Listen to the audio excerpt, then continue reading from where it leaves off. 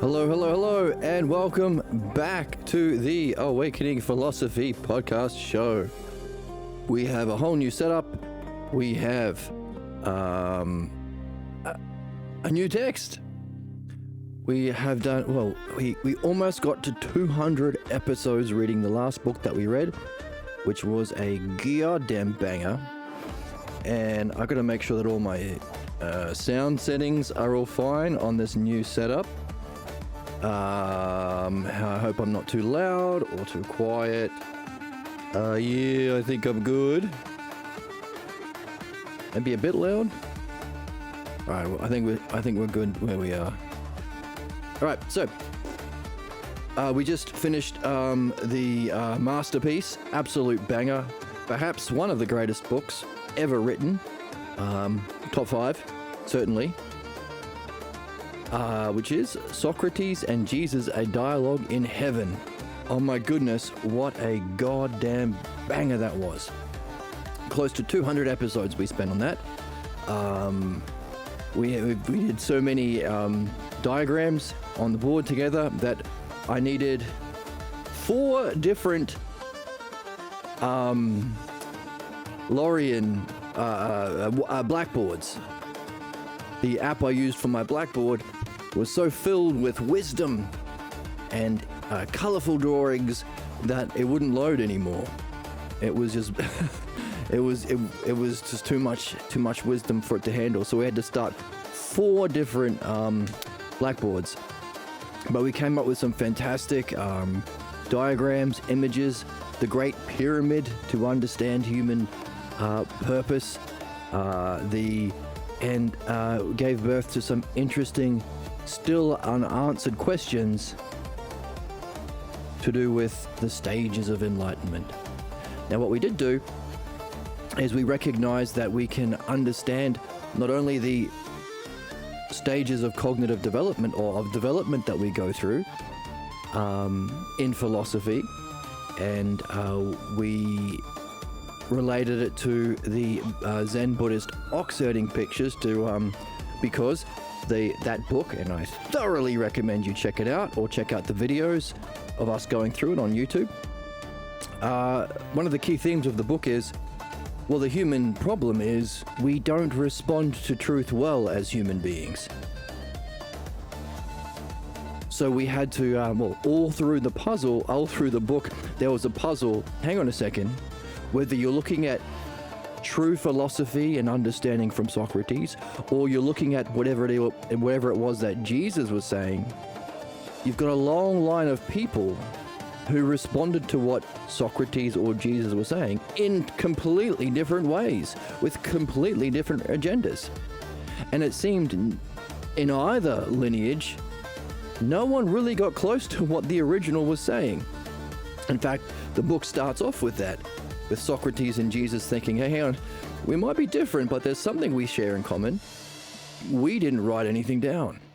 We left it for interpreters who may not have reached our level of vision and understanding, and so would have interpreted what we said based on their own level of development, but not just their own level of development. The beliefs that they carry that they don't even know they carry about themselves and reality.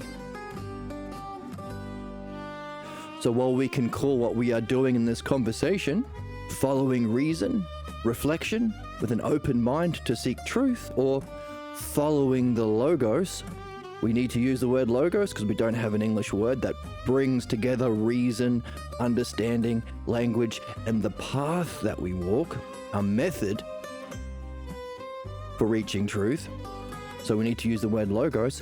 If we're following the logos, people seem to be blocked from following the logos by their pathologos, their sick beliefs about themselves and reality that they learn from childhood that they don't even know they're carrying. Therefore, if everyone has some level of development along the logos, in terms of vision or experience and understanding, so we could call that ousia, the capacity to know ourselves, and logos, what have you seen and how have you understood it? And not only that, You have to judge people based on also what kind of pathologos they carry and how free are they from it, or how much does it influence their seeing. Therefore, everyone in the lineage from Socrates or from Jesus, philosophy or belief, will be interpreting it differently based on their level of self-logos, or logos that reaches truth of self, and pathologos. We'll all be interpreting in some way. So, a key theme of the book is, what are the classes of interpretation humans go through? Because I won't spoil the book, but the human issue is, because we carry these false beliefs about ourselves from childhood that block our participation in the logos, the human problem is we respond negatively to truth. Those that threaten our way of being and our beliefs and our identity, we respond negatively to, even if what they're saying is true.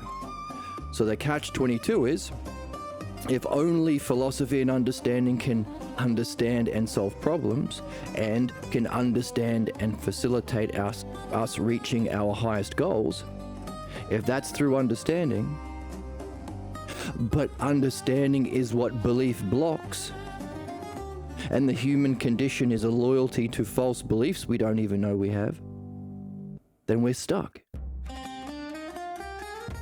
The very thing that we need to solve our problems, we are blocked from, because that's how you define human problems. The human problem is we respond negatively, violently, viciously, savagely, primitively. All of these adjectives have their place to truth and our own benefit.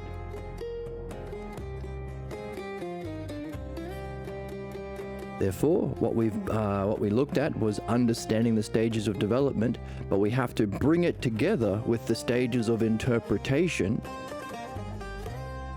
to map the human journey towards truth, about self, about reality, about the meaning of life, about reaching or fulfilling the meaning of life, or our highest purpose or goal or destiny. The human spiritual journey. So we had to bring what we were reading together with the ox-herding pictures of Buddhism, because that is a kind of a map of what it's like to go through.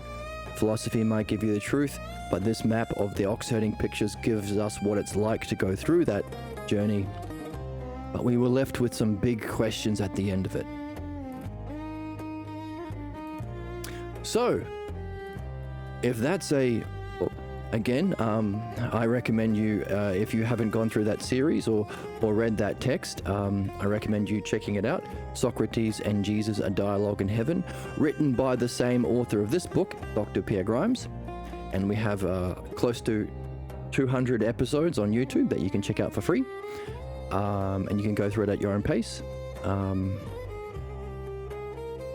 But the key idea is, or one of the key ideas from that book is, how do we reach truth if the human condition is to respond negatively to truth? Or, it's not just a matter of seeking truth, you have to uncover and remove what's false that we are carrying. And that's what we're addressing here in this book.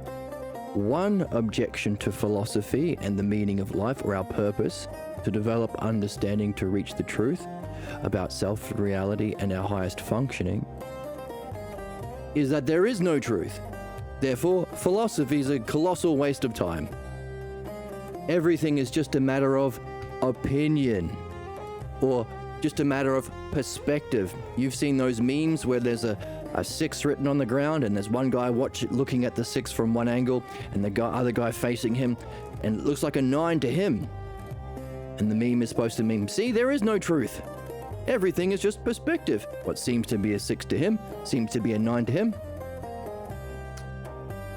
So long as you ignore everything about who might have created it and why, then everything is just a matter of opinion and perspective. Why seek our goal? Why seek the One Piece if the One Piece doesn't exist? To use a One Piece reference. Why go through what we need to do to reach our highest goals, free ourselves from our fate or problems, and reach our highest excellence or destiny if there is no such thing as truth? If you can just make up whatever, there is no inherent meaning, there is no inherent purpose, problems aren't solved. If you think 2 and 2 is 4 and I think it's 5, then it's just a matter of opinion, and might makes right. The best thing we can do is find a team where we can beat up the other team with their opinions, and if we say what we think is justice is our team winning, and then we win, then that's just as true as anything else. And hey, have a political party that wants to hurt people, hurt their own people and kill others who are not of the country. Yes, have a conservative group. That's fine, because it's their opinion that it's okay to exploit people for billionaires and murder people for fun and profit. And another guy's opinion that we shouldn't do that is equal and opposite. There's no inherent truth, it's just a matter of perspective. They're equally valid opinions. All of this stuff we hear over and over, usually used by belief-based groups like conservatives or religious people or capitalists who want to justify their way of being that they profit from by saying, well, it's just a matter of opinion, just my perspective. And those good people out there who want to solve their own problems, understand their own purpose, fulfill their own meaning, well, the meaning of life that they are here to fulfill, reach excellence, become a good person, they might push back and say, actually, no, you can't just believe problems away. Or if you believe it's okay to harm children, bombing them or whatever you want to do for profit and fun, that's not true just because you say it's true.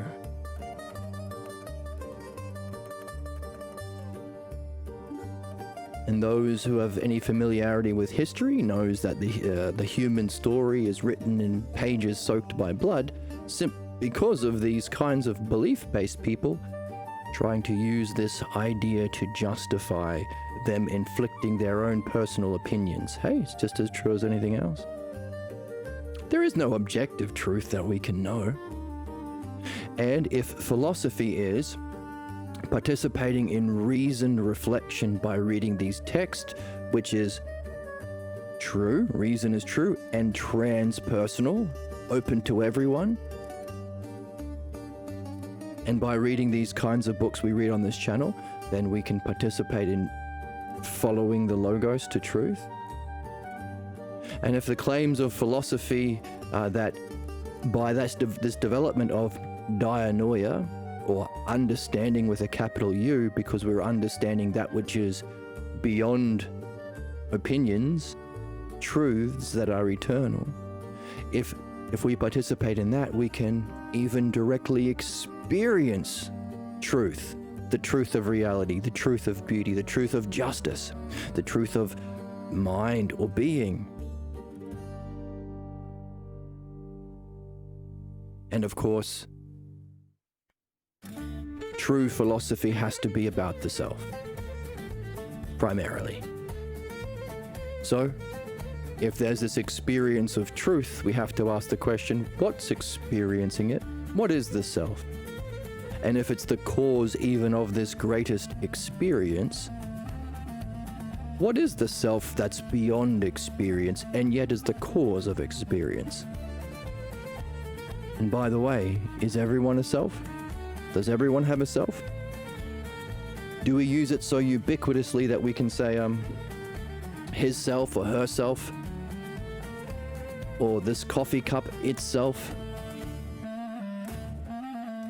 Would that be the highest standard of truth?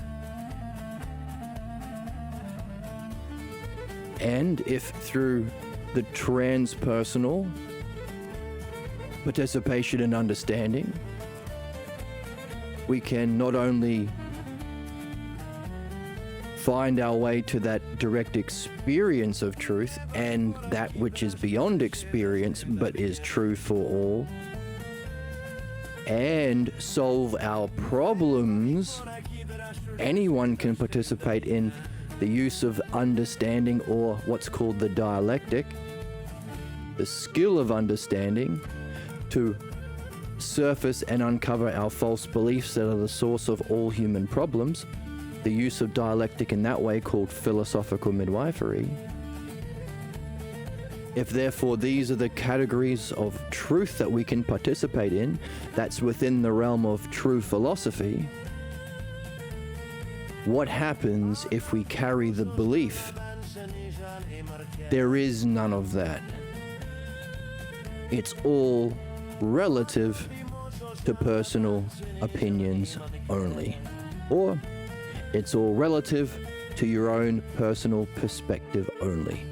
What happens to our ability to be good people and overcome problems? What happens to our ability to reach our highest purpose or destiny and escape our tragic fate, both in this lifetime and in the course of however many lifetimes we go through, in this life and beyond? What happens to us as souls and collectively as a species if we carry a belief that fundamentally undermines all of philosophy, that everything is relative to personal perspective or opinions? That's the stakes of the book that we are reading. That's why we went with this book after that last one. Now we saw much more in that last one. I can't recommend that highly enough. Some are saying the best book ever written.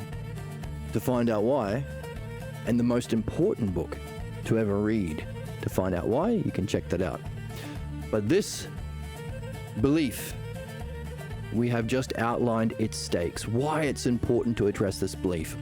Not only because of how it functions, but how prevalent it is in this current age. It fundamentally blocks us from true philosophy, and yet is one of the most commonly said things that we hear over and over. Not just used by fascists, capitalists, conservatives, and clergy to silence dissent against their injustice, but used by everyday people who want to silence thought itself. Oh, you think my crazy religious cult is bad? That's just your opinion. You think how I treat my children is bad? That's just your opinion. You think me voting for this dictator is bad? Well, it's just your opinion. So, very, very common. Functions in a interesting kind of way, opposing philosophy and the good and truth. So it might be worth having a look at. Because even if you don't agree with it all the time, there might be some times where you do, but also you have been influenced by it. That's the significance of exploring these kinds of key beliefs. You might not be in this or that religion, but you may have been influenced by it in your upbringing. That may still be having an effect on you until you can purify it yourself from it through understanding. So, big stakes, super important, super meaningful, super relevant. Let's jump into this book from the beginning, set in a coffee shop or a Greek corner restaurant in modern times. So while we have been reading Platonic dialogues featuring Socrates from 2,000 years ago, here we have a modern version of a dialogue. And of course, in the previous book we've been mentioning, Socrates and Jesus, a dialogue in heaven, there is an invitation to you to write your own dialogue. So we can take a look at this one and may even see it as a kind of an example or reference for our own writing ourselves. Keep that in the back of our mind. Oh, one more thing. Dreams. Socrates in that last dialogue emphasized over and over the significance of dreams. So I encourage anybody who is going along on this journey, reading this book, to pay attention to the dreams they have each night. The best way of doing that is having an audio recording app on the front page of your phone, and as soon as you open your eyes, before you do anything else, just start talking. Before you even reflect on your dreams and try and put it together, don't worry about that. You'll find yourself in a different state of mind where the longer you spend awake, the more you lose that perspective. So just start talking. If you're having difficulty remembering your dreams, there's a trick you can use. Because our dreams happen within the 90-minute intervals, you can set your alarm to go off every 90 minutes to 2 hours. Have it go off 4 times in the night. Record what you can remember, any words especially, any drama, any people, any states of mind, any furniture, any objects, anything said, and then go to sleep again. The more you practice, the better you get at it. The next step is to transcribe your dreams. And thankfully, you have the benefit of these automatic voice-to-text translation services that you can find online for free. So save yourself, the half hour to an hour work that we used to do back in the day. And everything that you've been learning about how to read these books we're reading here today, see if you can find a way of applying it to reading your dreams. So as we read through these books, we're also learning a new way of reading, that is, reading without interpretation. As we've been saying, the problem is our beliefs influence us. We project our own beliefs, or we're blocked from seeing by our beliefs. That adding of what isn't there and the being blocked from what is there influences our reading when we're participating in something meaningful and rational. That's why we're reading this. One of the key reasons we read these books. So we're learning to read in a new way without interpretation. Very different from at school when they say, what does Lord of the Flies mean to you? Make up anything. So we're learning to read in a new way. We're also getting clues about what blocks us when we're blocked from doing this. So make sure you're taking notes about that if you want to. If you're open to discovering what problems have been blocking you and causing your repeating cycles of problems. And everything you've been learning about reading without interpretation, see if you can apply it to those dreams you've been looking at. Even better, have a look at your dreams before these episodes, and then again after. If you're curious about why Socrates has been saying dream analysis is necessary for all of the things we have just mentioned today in the introduction, and why using dreams within philosophy as a expression of your philosophy is the gold standard for philosophers.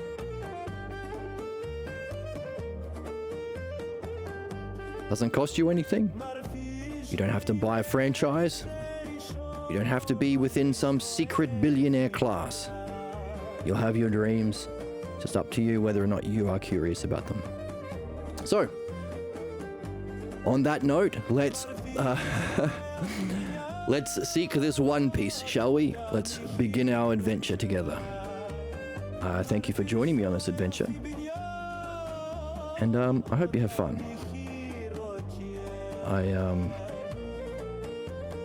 I'm just getting a reminder to pay my electricity bill. Okay. Alright, forget about that. Yeah, I hope to make it as fun as I can. If you want to join the Discord, there's a link below. If you want a PDF of the text we'll be reading, there's a link below. If you want to donate to the channel, speaking of paying my electricity bill, you can donate to the channel. It's not necessary, but if you have the means, it is greatly appreciated. If you want to donate to the stream, there is a wish list thing. So if you want to buy better cameras, I'm using my webcam and some basic ring light and things.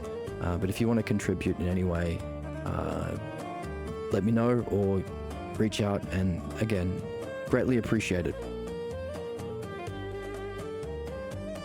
What else should we say before jumping in? I guess that's everything.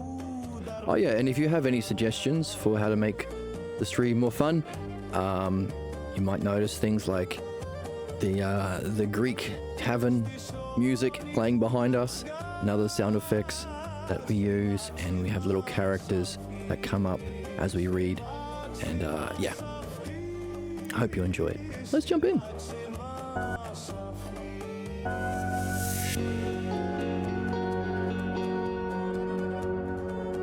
Here we go, we're inside the cafe, and we have the text here, and a little bit ahead.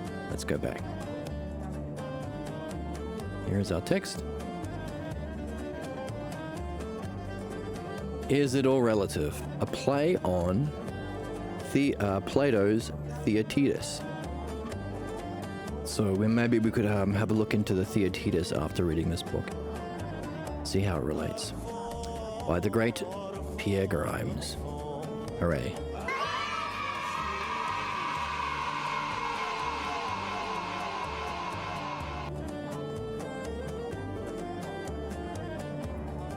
Contents page.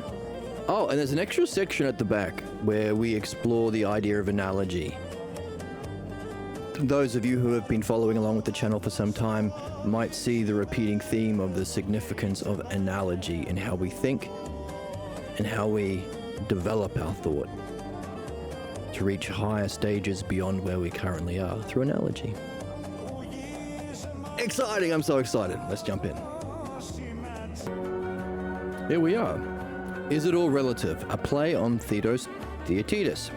Characters. We have Harry. That looks like this guy here. Whoop. There's Harry there. Harry looks like this. Where is he? There's Harry. We have Joseph. There's Joseph. We have Elia. There's Elia. And we have Euripides. There's Euripides there. So, there are our characters. I hope you enjoy their images. Let's jump in. Harry. So we need Harry and Joseph are here at the coffee shop. No, it's a Greek corner restaurant. Harry.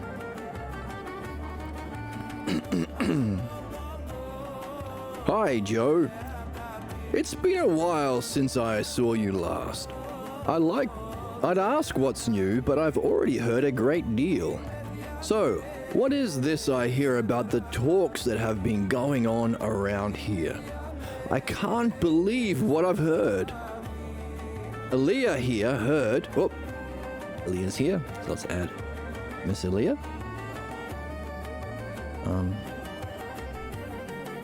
What?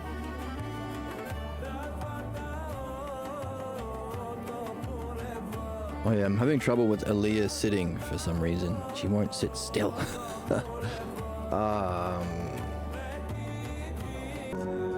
So, as we see, Miss Elia is not. You're not supposed to be there. We have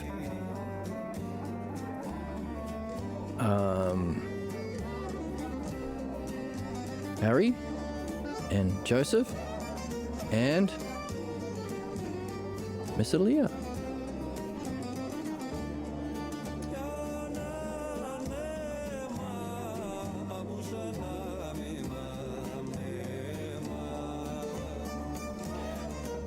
So Harry is talking.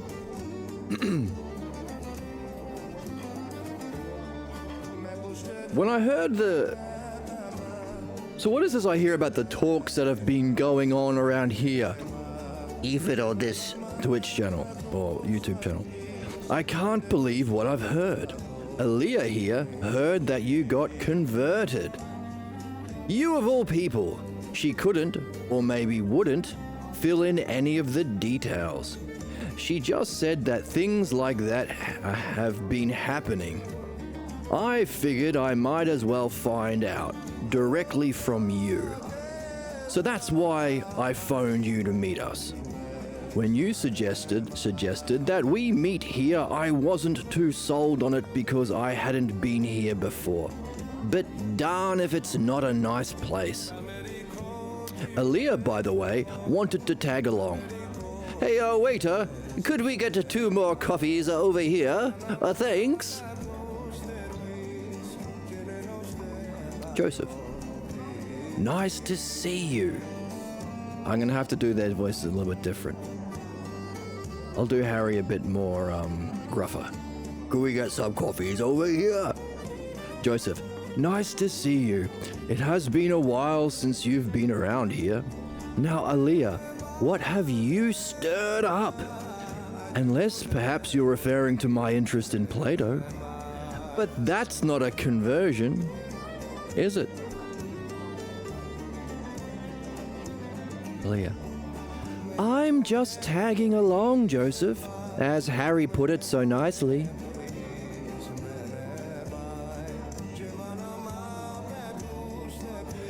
She didn't say it, I did. We just had a little talk, and she got bugged by what I called her. So she's a little bent out of shape. Let's forget about it. Wonder what he called her. Oh. Let's forget about it. It doesn't really matter. So she didn't say converted. I said it. Tell me just one thing. How can you, or anyone else for that matter, change so much as to get involved in philosophy? You have never been the sort to fall for a pitch, so I figured something strange must be happening.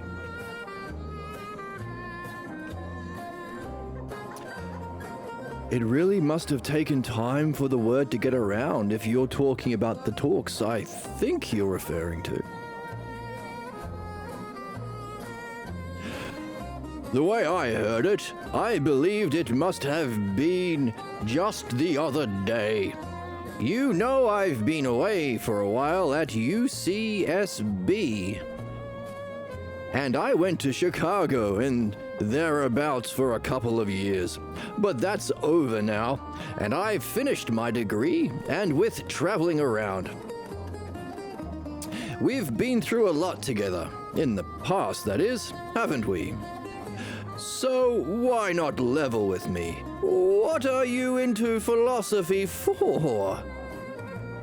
Says Mr. Harry. Joseph, you must have gotten some great insights into philosophy as you traveled about, while those of us here had to be content with exploring ideas amongst ourselves.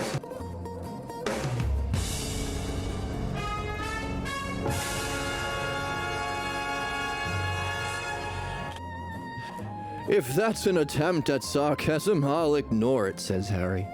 But only if you'll fill me in on what I've missed. But you know what? I learned something at SB that you'll never get at your Golden West College. And it's no secret. There is nothing happening in philosophy. Even the best brains in it argue that it would be best to close it all down, throw it out of the colleges and universities, and discourage students from getting into it. You know why? I'll tell you. There is really no view better than any other.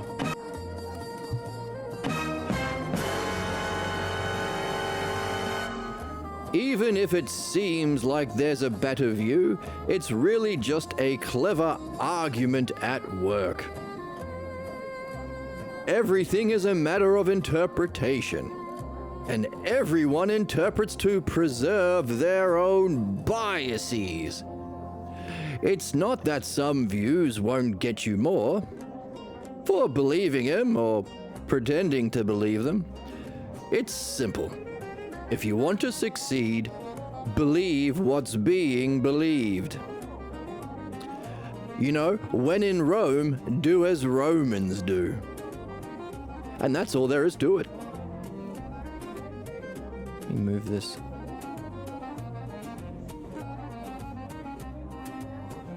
Over here a little bit.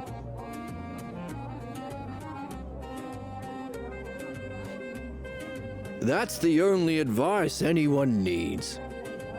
Take the interpretation that you can do the most with and get the most from. That's all there is to it.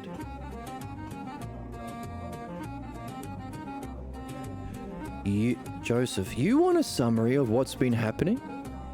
Is that right? Yeah, but make sure you include who started the ball rolling and where it's going and how you got into the act. Okay, let's back up for a minute. You see, even though I was present at the earlier talks, my participation didn't start until later. It all started one night when I was having coffee. Cheers. Every time he says coffee, we have a drink. That's a little game we'll play.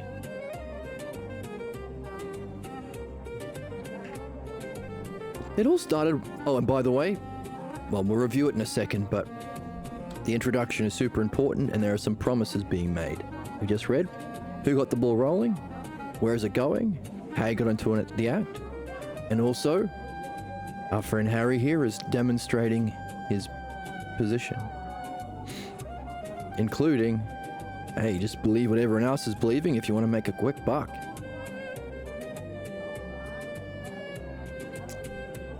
Because it doesn't matter anyway, if you just make up what's meaningful. It's just an opinion or a belief. Okay, let's keep going. Let's back up for a minute, says Joseph. You see, even though I was present at the earlier talks, my participation didn't start until later. It all started one night when I was having coffee with some of our friends here right at the Greek corner. That's where we are right now.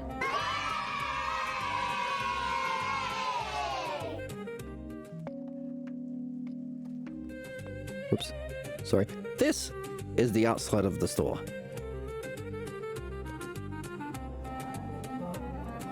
One of the owner's friends heard us talking in our usual manner, and he said we certainly were having fun joking around.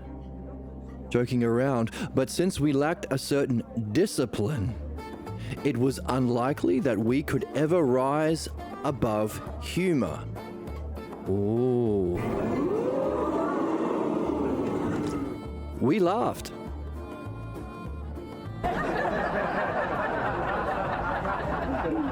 And asked, what's the need for discipline to say what we feel? Now, what's interesting is that this was all done in a spirit of fun. But some of us began to wonder just where this discussion was going when he said that unless we learn to explore ideas in a certain way, we would never be able to reach understanding, much less understand one another.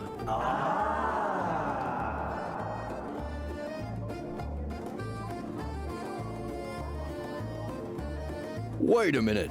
You mean you guys were just clowning around and having fun when he came along and said you weren't understanding one another? Now that's a laugh.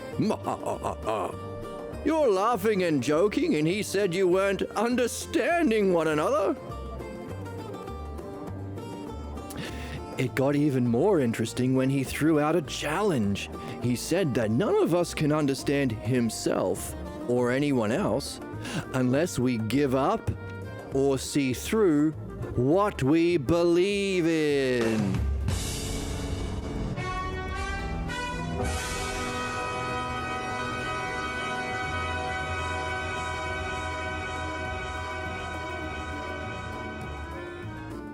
Wow. What an interesting guy to run into at a coffee shop at the Greek Corner. And that if we can't do that, give up or see through what we believe in, it is unlikely that we can ever reach a deeper understanding of anything else either. And that's where I play my gasp.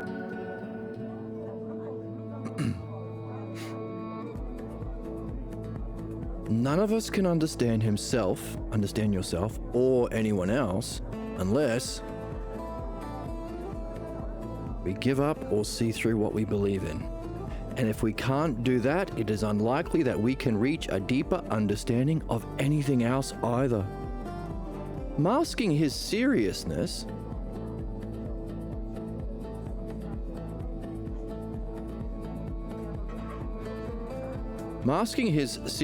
behind a bit of playfulness, he said that he would offer a free cup of coffee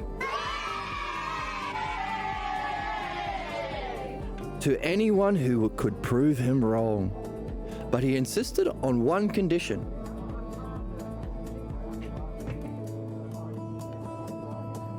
What was his condition? Who is he? Some Zen nut? A Cobra type that floated into town? Go ahead. What was his condition? I'd like to hear that. And tell me who took him up on it. And how did it go? My friend Joseph has a lot of questions for someone who's given up on meaning.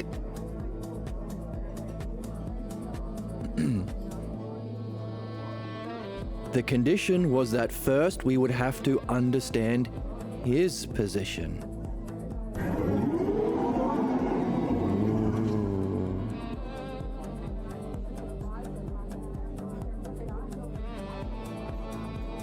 You're kidding. No, I guess you're not. Wait a minute. Did he elect himself to judge whether or not you understood him? Because everyone judges differently. You know what I mean. So who's to say whether or not someone understands something or not? Him? That's absurd. That's absurd since every man perceives differently. You know that. Already we're starting to see the implications of his way of thinking or belief. Can't understand anyone. What if someone comes up to you and says, "Oh, I know you," and they're wrong? I've answered the question, have you? We've been learning about the dialectic, haven't we? Who judges the answers?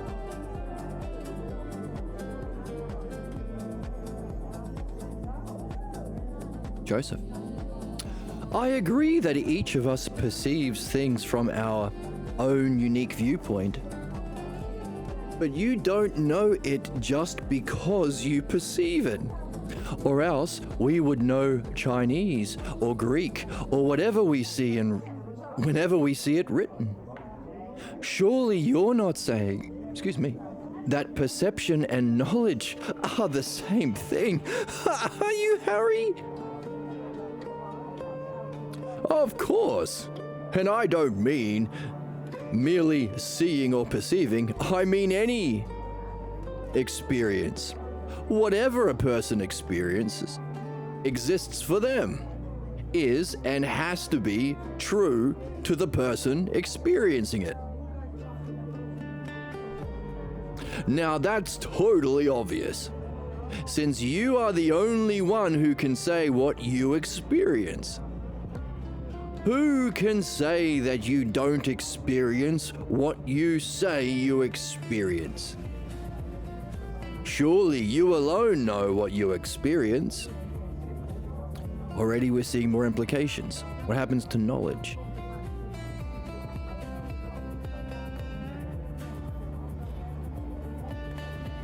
What happens to truth?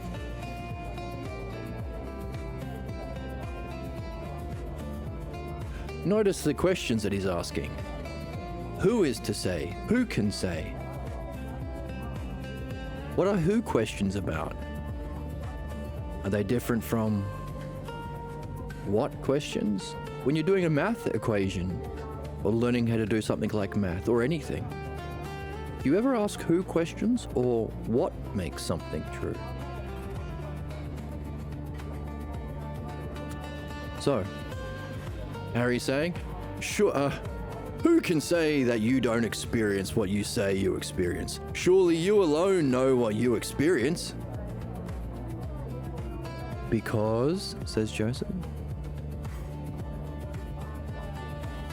Harry, why are you playing dumb? Everyone knows that each of us perceives from our own position in life and in our own way. There are no better or superior ways. They are merely different ways. You can try to make this difficult, but it is not. It's obvious that whatever seems true to anyone is true to him to whom it seems so. And that's all there is. Who can possibly disprove me when I say, I understand you? You? Him? Well-articulated position. So, some kudos to Mr. Harry here, being able to articulate his position.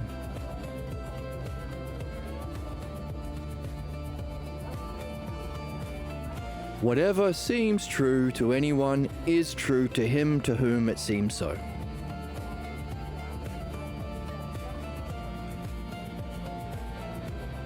What's Joseph have to say about this? Joseph may say, Honestly, on the Jesus Christ, Emma, this is not Opie and Anthony or whatever the hell. no, it's not Emma, it's Harry. He needs to drink some more coffee to get focused. Joseph, but would you now say you have knowledge of it simply because you have seen or encountered it in some way? In your experience? Harry. Sure, but what are you getting at? If each of us has our own truth, each of us should be able to fashion a unique view of life or philosophy, shouldn't we?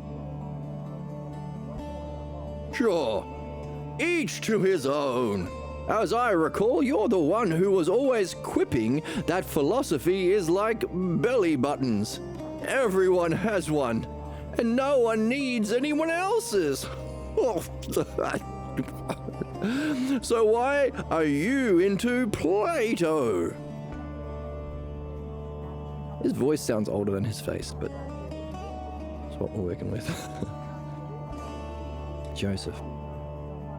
Frankly, once I got inside his dialogues, I learned a great deal. Much more than I ever expected. Dialogues, says Harry. His were all staged. None were historical. Don't you know that? There's even been people on this Awakening Philosophy channel who come in and say, you should give up what you're doing because the dates don't match. I've heard it from a guy that I remember somewhere in my past. My teacher told me that Plato and Socrates never met, and they definitely never met Parmenides. It was just all made up. It's all staged. Socrates probably wasn't even real. Give it up, they say. That bit I just added because of experiences that I've had over the last couple of years on this channel.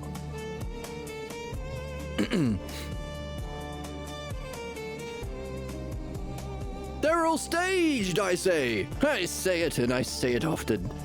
Don't you know that? Everyone has his own view and you can't change that. Every view becomes an interpretation, and that's all there is. What? That's why no one can really know another person.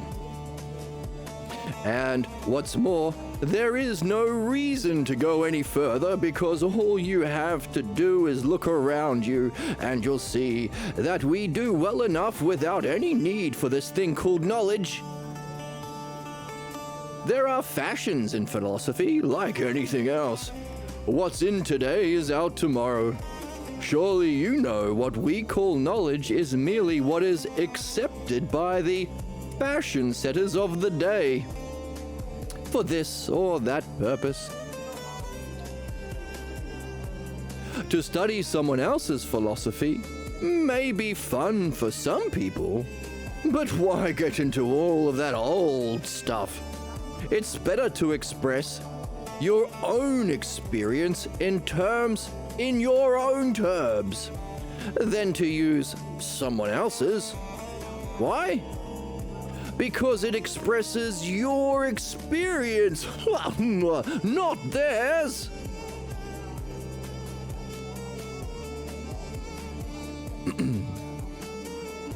Joseph, you know, Harry, I once held beliefs similar to yours and would proudly proclaim them to one and all. Recall my old position, how I used to argue that anything was merely the sum of all the ways it could be perceived by anyone.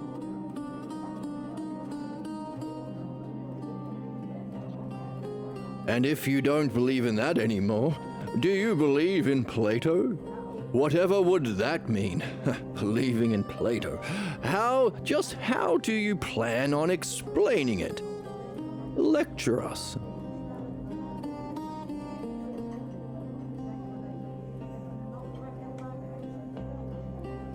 I'll take you through what others have taken me through. Now, interesting thing, because we have been seeing a lot about learning to read and also follow the structure of thought behind the characters and the author. Same applies to our dreams. Not only read what's there to be read in your dreams, but is there a way of thinking or a structure behind the thought of even your dream maker? And one of the reasons for that is we've been seeing that what we've been learning about how to explore ideas and reach truth and overcome to see through, or it's highlighted actually. Give up or see through what we believe in. The use of that structure of thought to guide someone through a reflection on what they believe in so they can free themselves from that. And why won't it highlight?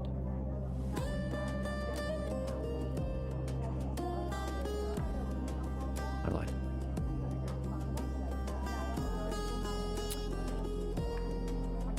So philosophical midwifery, as we learn that and are directed through this way of reading, this way of exploring problems, and this way of exploring dreams, the fourth aspect is, can you guide others through that process? As we mentioned at the start of today when we said, maybe we can write a dialogue and use this as a kind of guide or model. So, walk the walk, or become a living exponent of a living philosophical tradition. So, key idea here. Someone led me through it, and I'm going to lead you through it. Now, for him to be able to lead someone else through what he went through, what does that mean? What does it mean about truth? Why does he think it can work for someone else if it applied to him? Especially if everything is a matter of personal opinion and perspective, and how could it possibly work for another person? What's going on in his mind?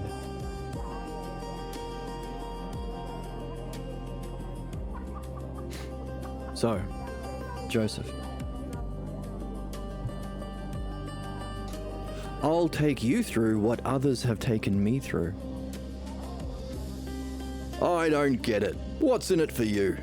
Do you like playing teacher or something?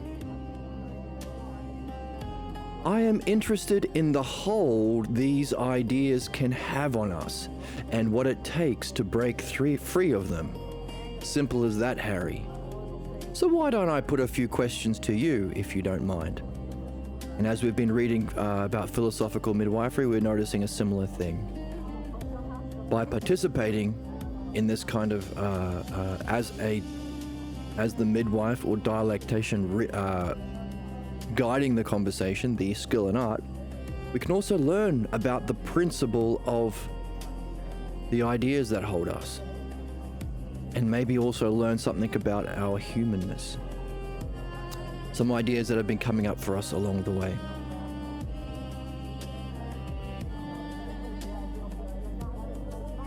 So, why don't I put a few questions to you, says Joseph.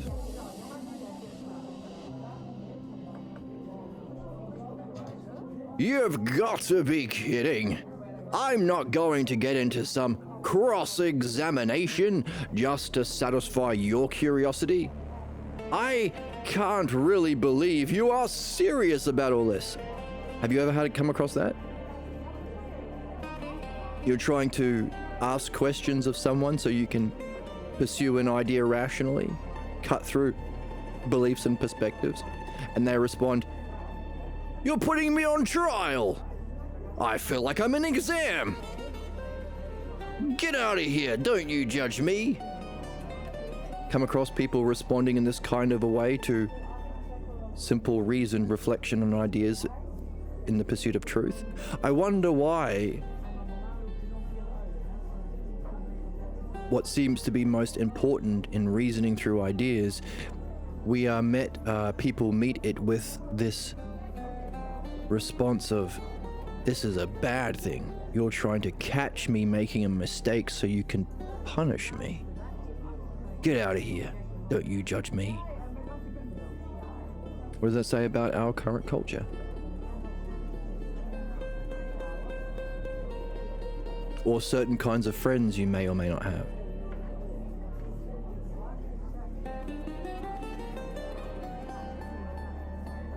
Harry.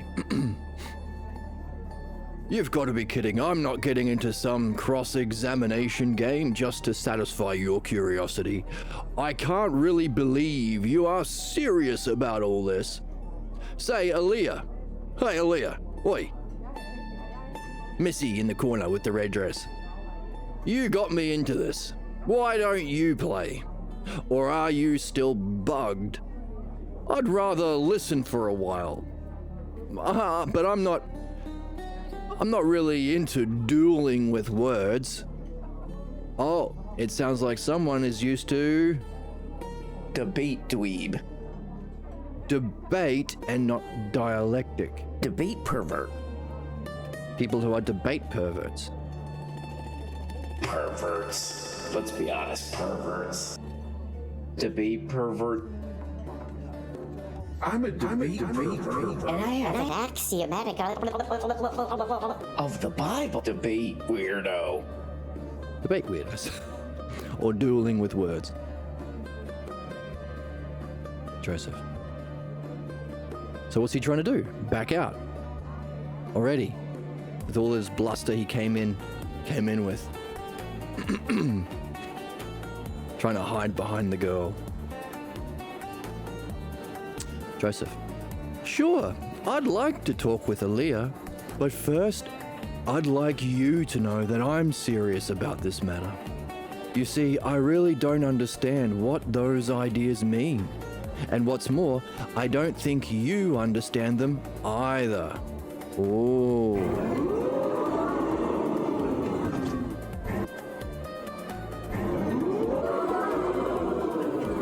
Ooh, snap. You've got to be kidding, says Harry. Then let me ask you this, Harry. If what seems true to anyone is true to whom it seems so, then would you allow a carpenter to perform brain surgery on you just because it seems to him that he can do it? That's ridiculous. Of course not. Are we required to go along with someone who believes in such things? Says Joseph. Not when you put it that way. Notice we're also looking for a structure in his thought. He's leading someone through what he's been through. What has he done? use some analogy, but not an analogy you can dismiss, made it kind of important or urgent to force a kind of answer. What a skillful use of questions and analogy. Joseph continues, well, if you were on a flight to San Francisco, would you do your best to persuade the captain to follow a fellow passenger who had been drinking and admitted he couldn't fly a plane, to attempt to land that airplane simply because it seemed to him that he could do so after a few drinks? Here you go again. Of course not. Or is it that we only tolerate the people who hold that position so long as they have no authority to act it out? Don't we tolerate them because we don't want to be rude, impolite, unpious, and say what we really think? But if we were in danger, wouldn't we reject their claim as absurd and quickly look for someone with the knowledge to get us out of danger? It's because of this reasoning that I think no one really believes this position could possibly be true. And I don't think you are any different from the rest of us.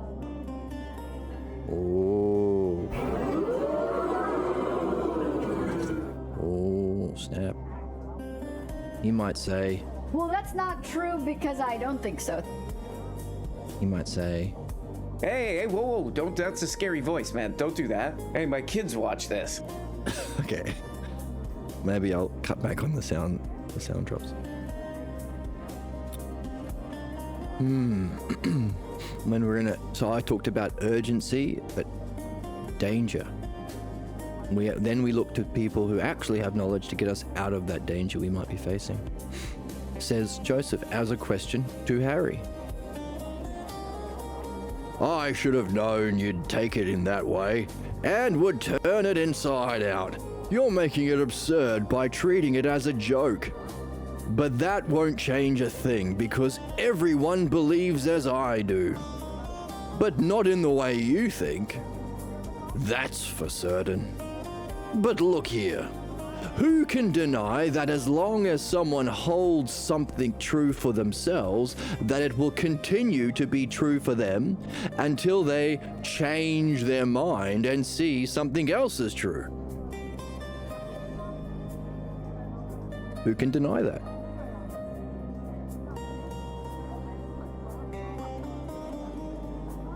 Indeed, says Joseph, that is the way some men hold to their opinions, somewhat like fickle lovers. But would you say those who know geometry, physics, music, and the like hold to their ideas in a way similar to fickle ones? Well, the point is that you have to agree that people only hold what they believe to be true for a certain period of time, says Harry. And that of course is my point. Nothing is ever proven in the complete and final sense. Changes occur, new theories, new facts, it all changes. So it's only true as long as you believe it. But Harry, aren't the reasons for changing one's opinions the important thing?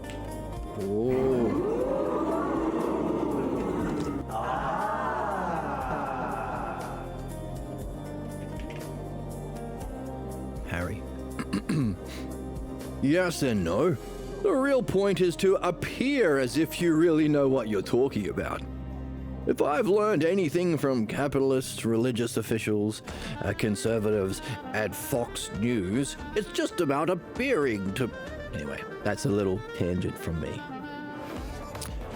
The real point is to appear as if you really know what you're talking about. In both cases, you've got to make others believe you really know what you're talking about.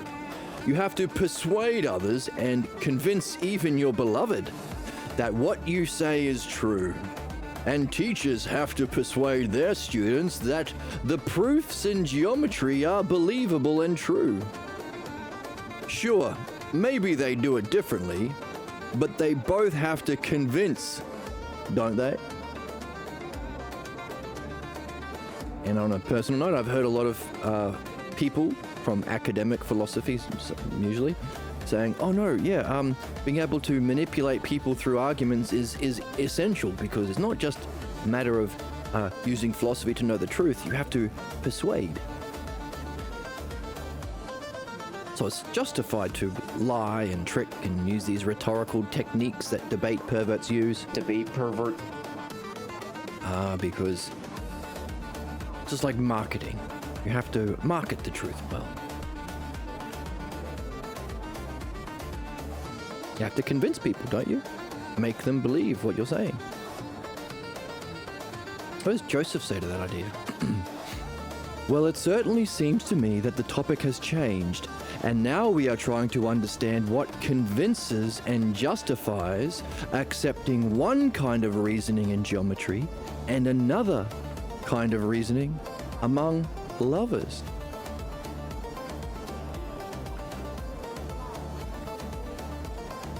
You don't have to stay on one subject, do you? Why not let your talking take whatever twists and turns it wants? Oh, should I? There's a famous fascist tyrant who uses the word, he talks about this. His irrationality leads him on. Here's a word for, I can't remember what the word is, but you do the snake. You go around and you go off in this tangent and you go this way and you come back around. The weave. Anyway. Why stay on one subject? Why not let your talking take whatever twists and turns it wants? The point is to convince, and whoever does it best wins. Talk among lovers. Talk among lovers, beloveds, teachers, and students of geometry and whatnot has the same goal.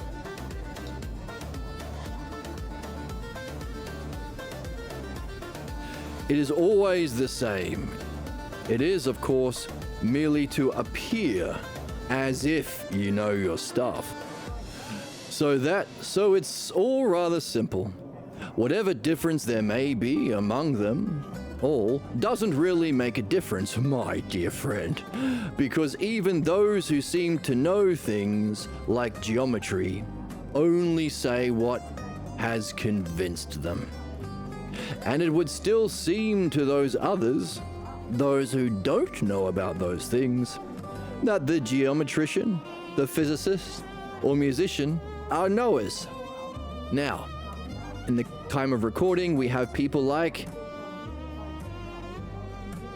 all the people who appear on Joe Rogan's podcast, the Weinsteins, all the people who show up on YouTube series like Professor Richard Explains on YouTube and Decoding the Gurus on YouTube, all of these charlatans who try and appear smart to play the role and then get a position on, let's say, the Board of Health or the FBI or something like that for idiots like the MAGA. Doing extreme harm because all they think the game is just appearing like no one actually knows anything, because I don't, and the people I know don't, and even my parents I grew up with don't, but they all played the role. And hey, isn't that the name of the game? Get that dollar bill, yo. Whatever it takes. So, very pertinent idea.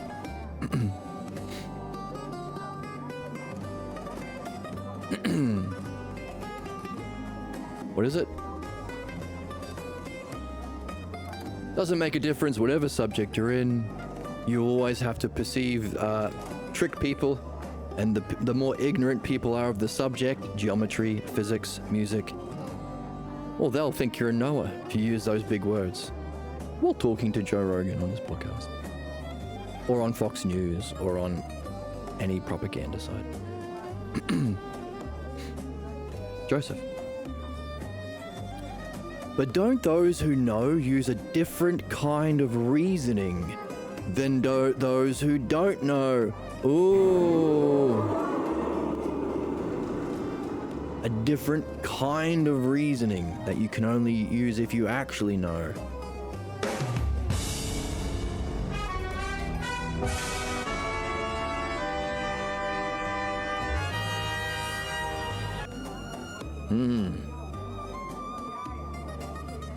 What does Harry say to that? Well, when you strip it down to the essentials, do you believe they are really different? One may last a little longer, but in the end, it's the same game of persuasion. All the so-called facts discovered today becomes tomorrow's folly. How much would you pay for a chemistry book in perfect condition that was published in 1910? And how much will today's best proofs be worth in 50 years? All those smug know-it-all teachers know this, but they still play as if their answers were final and complete. Joseph. Sure enough. But doesn't that mean that knowledge is ever growing and progressing?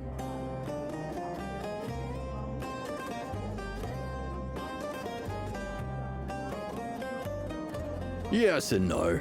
Today's best theory lasts how long? Who's to say it better? You?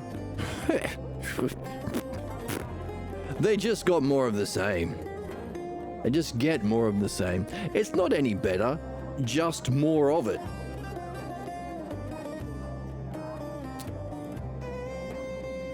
Let me ask you to consider one thing, says Joseph.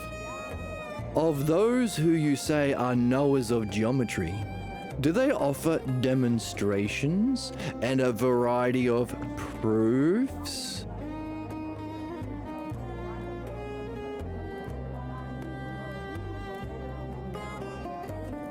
To support their claim? Or do they merely appear as if they know? Ooh.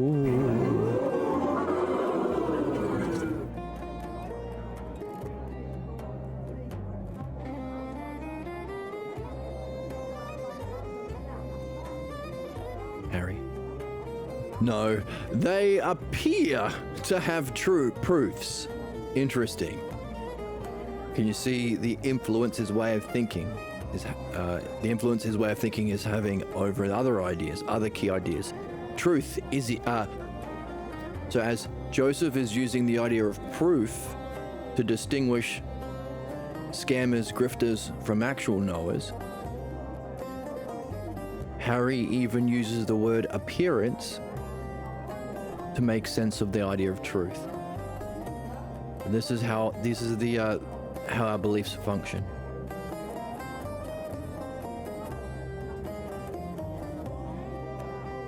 Appear to have proofs.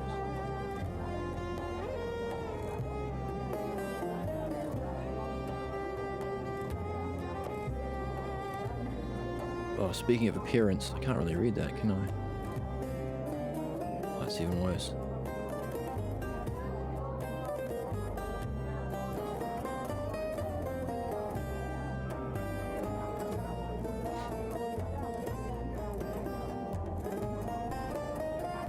Joseph. And surely we won't be misled or fooled by their conclusions if the demonstrations and proofs are sound. So, misled or fooled? Demonstrations or proofs are sound. Now, those who are starting to become familiar with the dialectic can recognize the idea of demonstration as one of the 4 categories of the dialectic.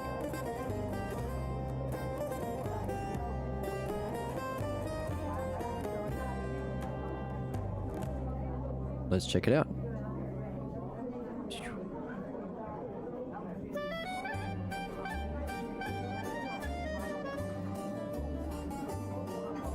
Now, to get us started, whoops. Okay, that's not good.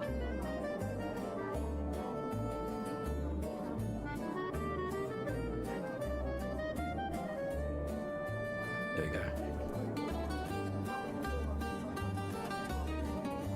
Just getting us started on the idea of dialectic, or how to reason through ideas in philosophy, power of the logos. We have the idea of when you're exploring an idea, you can give a definition of the thing itself. Then you can talk about, after defining the thing, you can give a demonstration of how it functions. Now that functioning you've just demonstrated can have applications in different areas or divisions.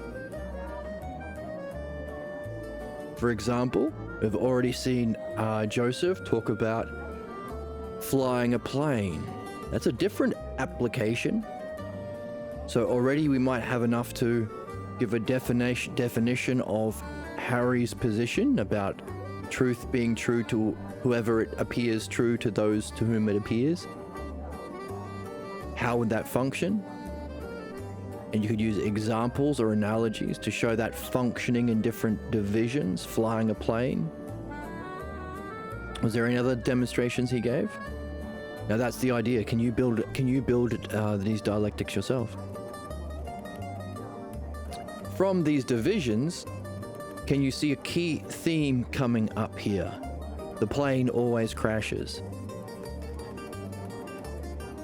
Or the person with belief cannot get us out of danger. Flying a plane, doing surgery, what other examples you might give. That's called synthesis.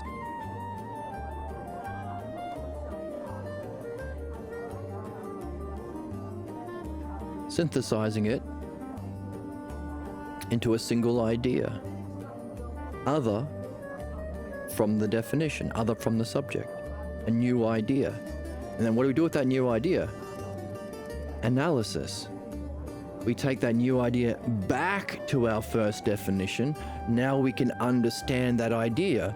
If the plane always crashes, then we can add that idea of danger or tragedy or peril, whatever it is for you, it's your dialectic.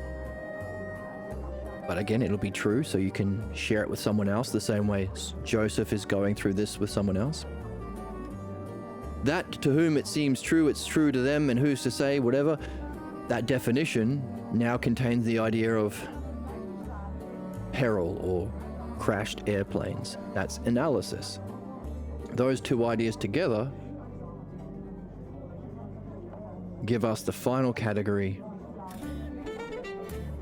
conclusion. We can conclude about the idea. Now, what's interesting about this is we're using the most primary.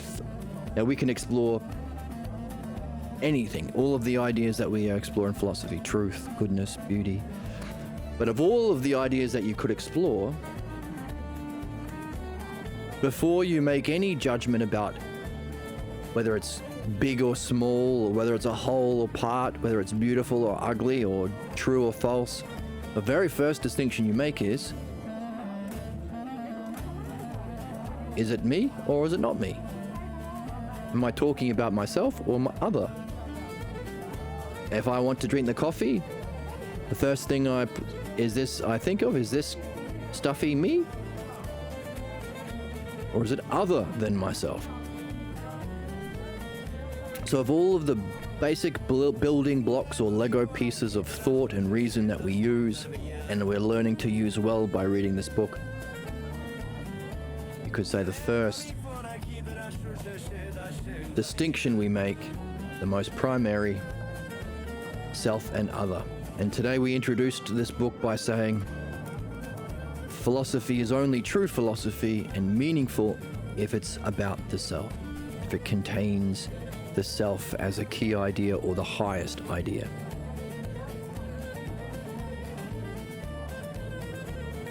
most meaningful and the first distinction we make. Self and other. And if people like Socrates are sharing not just their opinion and perspective or the truth, then perhaps everything unfolds from the self as the first cause for even mind, for even understanding, for even the physical world, and even lower diminishments or reflections or distortions, beliefs, image thinking, etc. And if our goal is to use this reasoning that we are learning, logos reasoning, in an open-minded, curious way, and analogy to reflect, understand, we can go backwards. As we, again, this is just the introduction that we gave at the beginning of today's episode. The return, the emanation and the return to self. Meaning that first cause is also the final cause, giving us the term first and final cause that you may have heard somewhere else. Now, if we return having learnt something that we might not have learnt without the division into other, the unfolding into dimensions of reality or thought, gaining ignorance and belief and having to learn this art of thinking or dialectic, we can say, well, while it's the first and final cause, that return to the final cause has to have that for the sake of which is the big question. If everything is self and returning to self, why go through all the injustice that we experience every day in the human world? Why go through a life mired in ignorance and belief? Why go through multiple reincarnations of this? Only to return to where you started.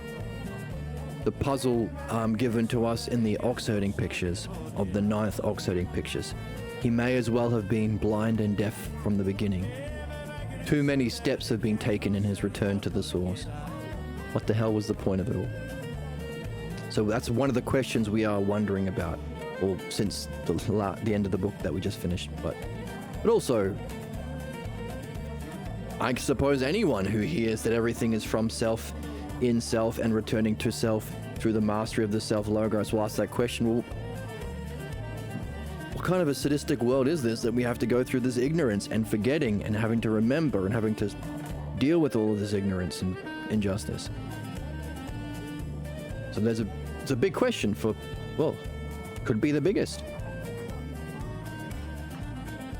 That for the sake of which. What's the point? It's a question we're carrying, and to carry a question is to be on a quest, and that's part of reading. So, we can use these two primary terms. Primary in terms of thought, primary in terms of creation, primary in terms of cause. So all of the things that we've just described are ways of demonstrating its prior or primary nature, to understand the dialectic itself. When you're giving a definition of something, wouldn't you say you are describing it itself in relation to itself? Having defined it in relation to itself, how it functions would be how it relates to others, self and other. That functioning that we've just defined here with this other, how it relates to others, could relate to other others in all of its different divisions that you explore.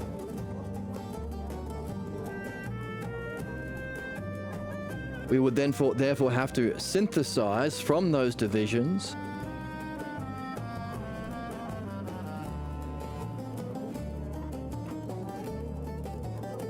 a single other that we would analyze or relate back to the self, other back to self. The two aspects of conclusion. And the four possible permeations of the most two primary ideas in the one single art we could be here to master as our purpose.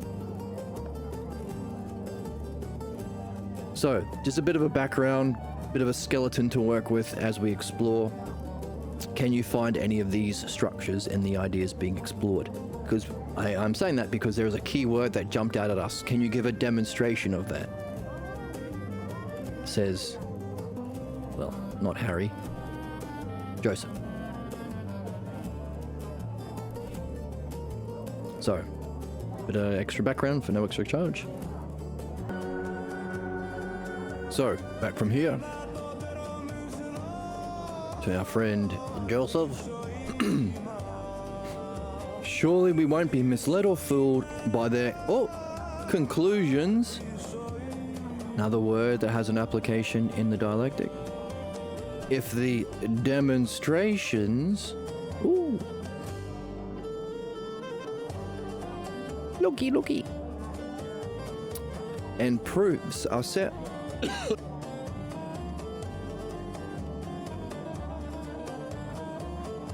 Oh my goodness.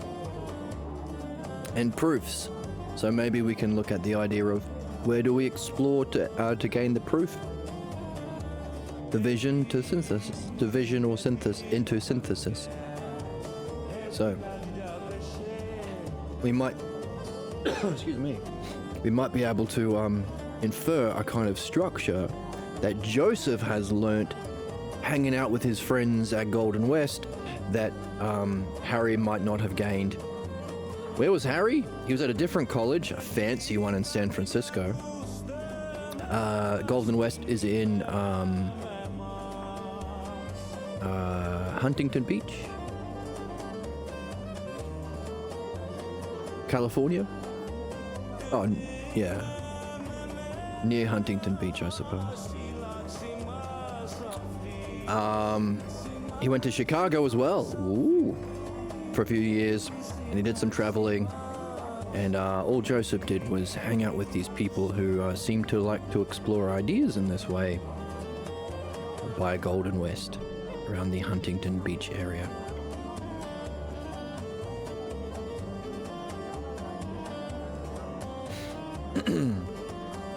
So,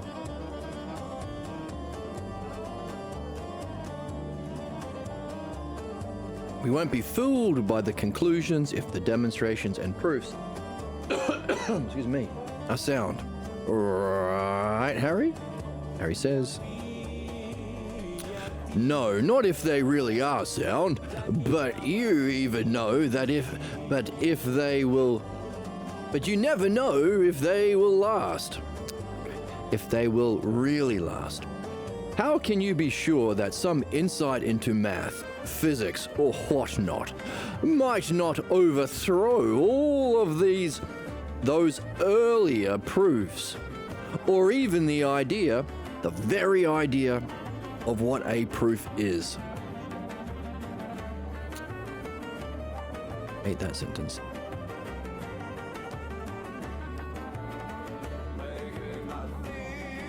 Right? Hey, Harry, says Joseph. A proof is a proof, or it wouldn't be a proof. You know what? You're a believer. A believer in proofs!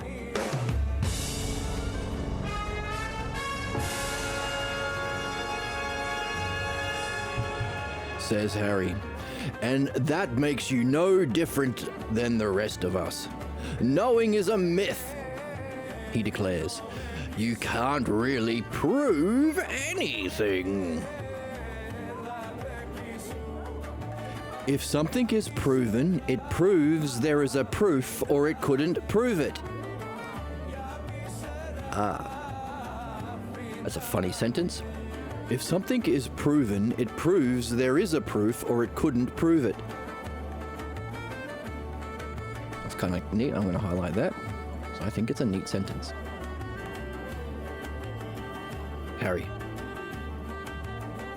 No way.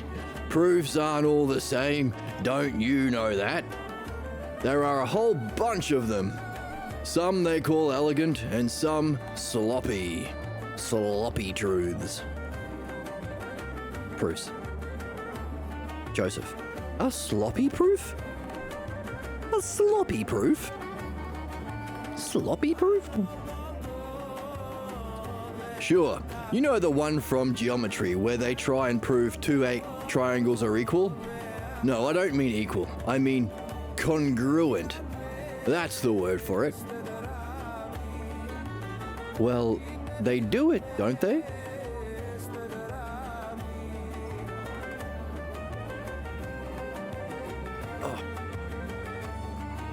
The so-called proof is phony. They pick one of them and they land it on the other and claim they fit nicely without any overlapping. You call that proof? Is that reasoning? All they do is drop something on top of something else and holler, "See, they are equal." They fit. So much for your proofs. So dear old buddy, unless you prove a proof proves a proof, I'll just call you a believer. I heard a professor argue that there are no flawless proofs. Or do you know one that is so perfect that no one can doubt its truth?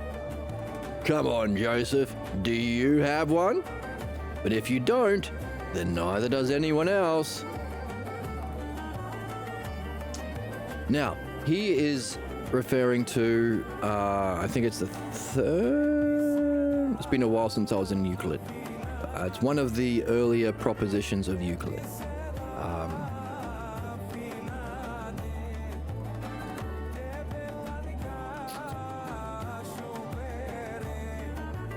Maybe we should get into that. So, Euclid's geometry starts with some basic principles, some things you can do, some definitions like what's a line, what's a point, what's a circle, some like 5 axioms, like congruent is the things here, things that are congruent. Is it congruent? No.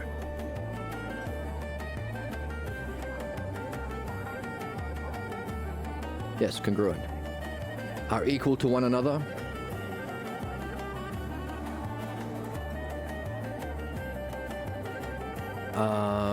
If you add 2 things together, the result will be bigger than what you added, that kind of thing. So 5 basic principles and 5 things you can do. You can draw a line between 2 points. You can use a point to make a circle. So basically a ruler and a compass, and from that he builds from the ground up a complete system of 2-dimensional geometry, Euclid's geometry. And every single one of them is a every single one of each step, like the first one, draw a triangle. And the way that he goes about it is to define what you're going to do, demonstrate you doing it, go through the divisions of, so making use of those axioms and definitions, prove through these divisions what you just did works, and then come to a conclusion. So every one of them is a practice of the dialectic.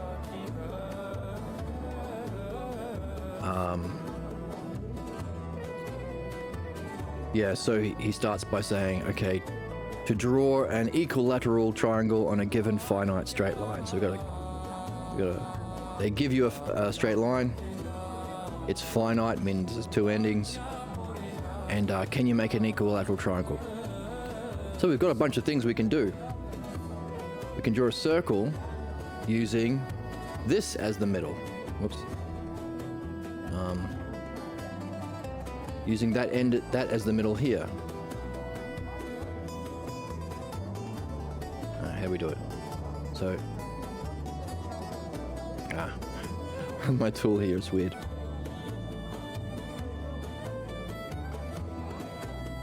All right, so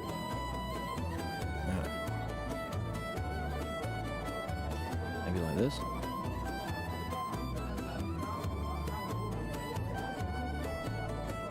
Oh, doesn't look much of a circle, does it? All right, so using just that given finite straight line, let's call it AB. A on one end, B on one end, and the other end. Well, you can make a circle out of that with that as its radius. So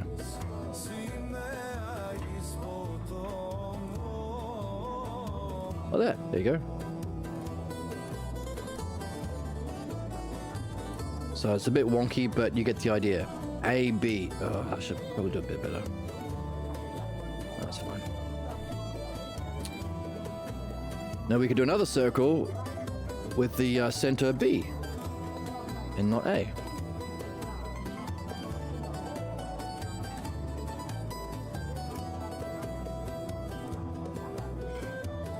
So like that. Now I know they're not exactly the right because my tool is isn't precise, but and what you do is you can then draw a line here. So using the what are they? Axioms and definition. Axioms. Postulates. Old. It was postulates. So the postulate that you can make a circle, and you can also make a line if you've got 2 points. So you can draw a line from here to here. We'll call that intersection, call it C. Make a line from C to A, make a line from C to B. What do you have it? So just using the basic definition of a line and a circle and a few things, like a handful of 5 things you can do, like connect 2 lines, we've drawn an equilateral triangle.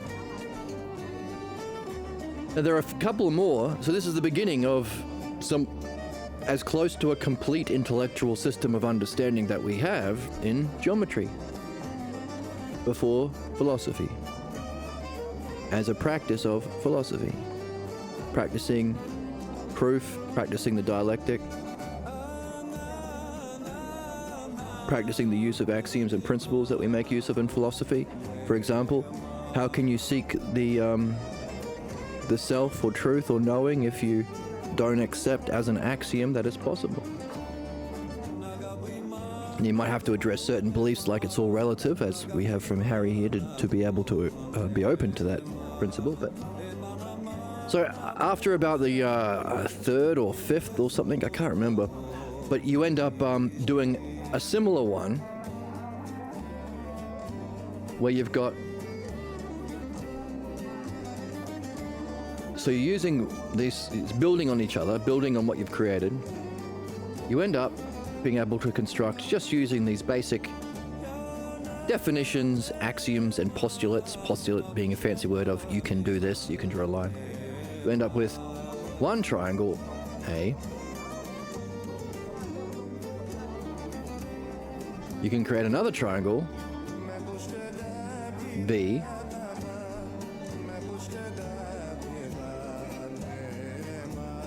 And A is equal to B. Then you make a, so they're the same size. And then you make a triangle C, which is equal to B.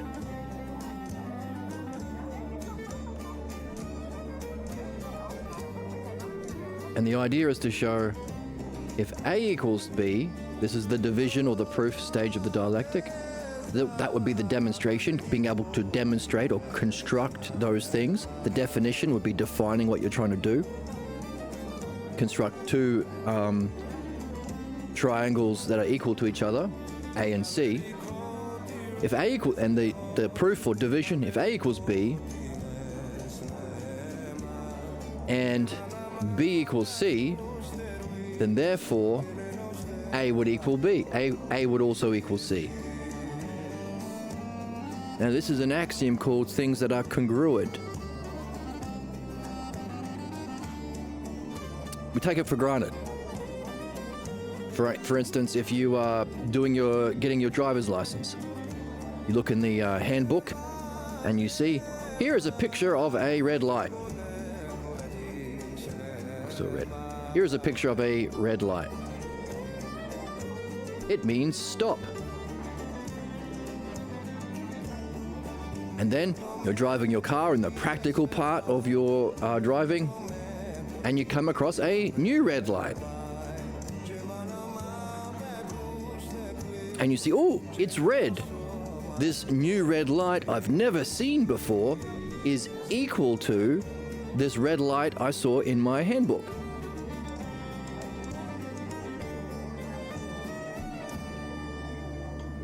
So red light A equals B, which is stop.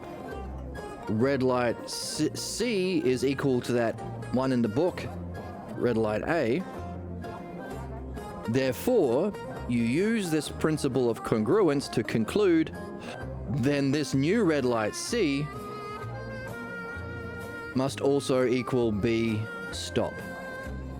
So even though you've never seen this red light before, no one's ever told you about this specific one in this specific town at this specific corner, you know it means stop, because things that are equal to the same thing are equal to each other. How do you prove that?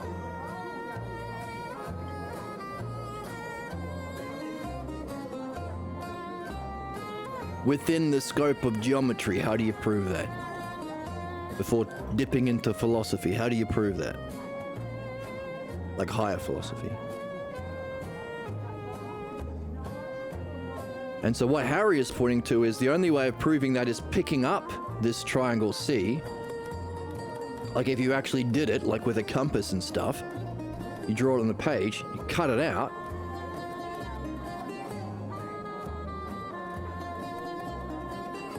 do this a different color now that we've done with red lights, because red is for something else. You pick up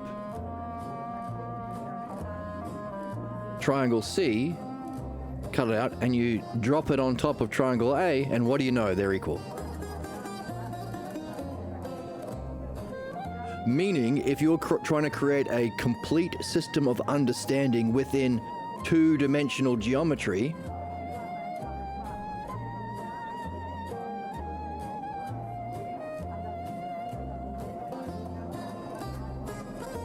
you have to enter the third dimension, picking it up and putting it down to prove this axiom of congruence.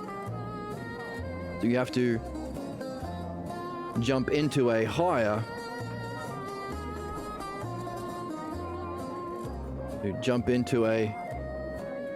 study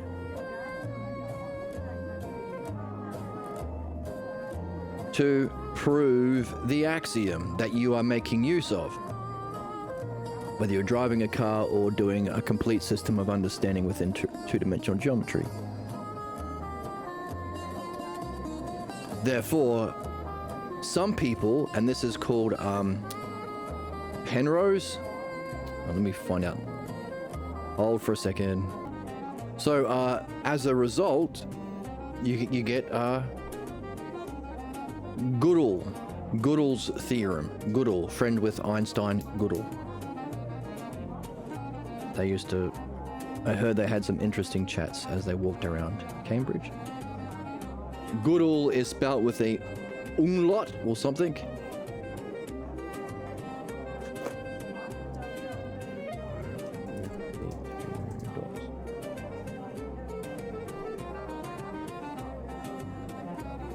Umlaut. Yep.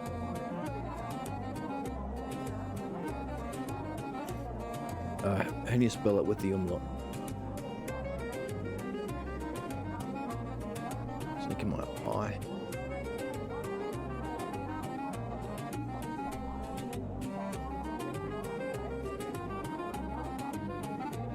It made it worse. Gödel. Godel. All right.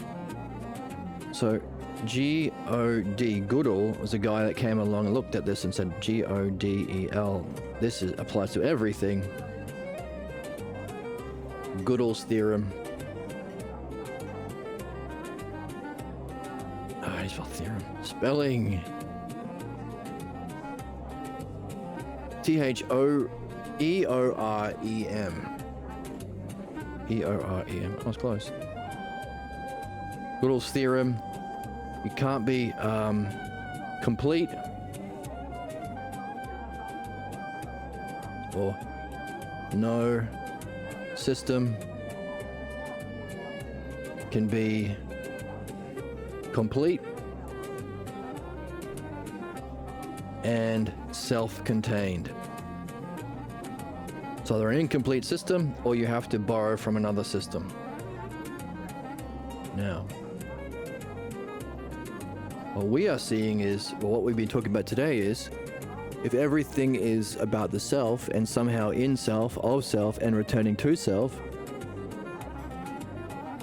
wherever you start your philosophical journey, be it in a coffee shop with Harry and Aaliyah and Joseph, or anywhere, if you push excellence in what you are studying, and it's a study that involves the logos or understanding or intelligibility, then as you reach a completeness of understanding, you'll be forced to take a ladder up to the attic or to the next floor and get into a different level of study.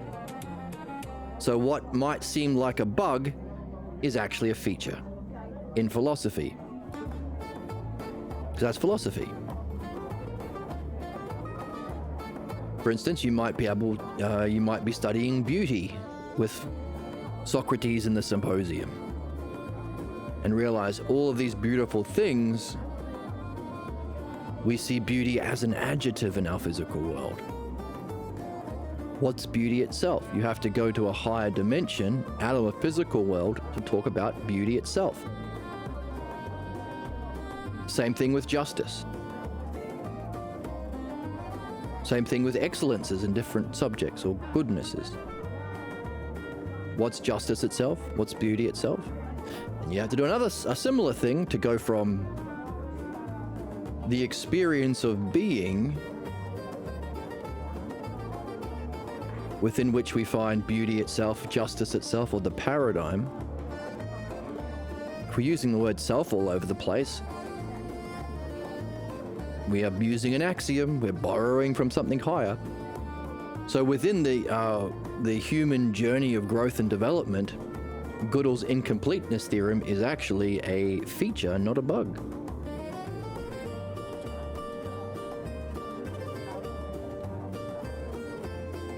So that's what he's referring to when he says this idea of congruence that you need.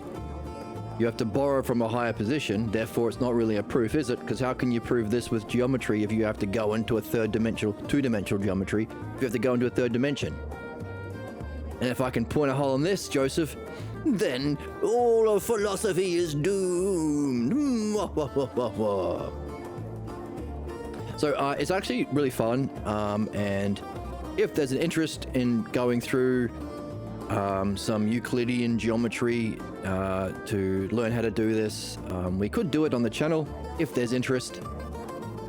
So that's a possibility on the table if the channel gets, well, if this channel can become self-contained. If I get enough interest to get whatever I have to get, Twitch affiliate, then I can become self-contained, and we can do lots of things like explore and go through and master a complete system of understanding in the physical world called Euclidean geometry, while at the same time practicing the dialectic, which is our purpose as human beings, which we can then apply to these philosophical texts we do. Anyway, that's what he's talking about. Let's jump back into the text.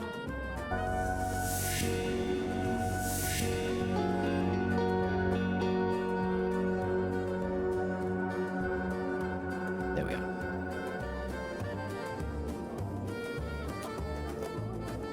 A sloppy proof, he calls it. It's a sloppy proof. A sloppy proof, says Joseph. A sloppy proof? Yes.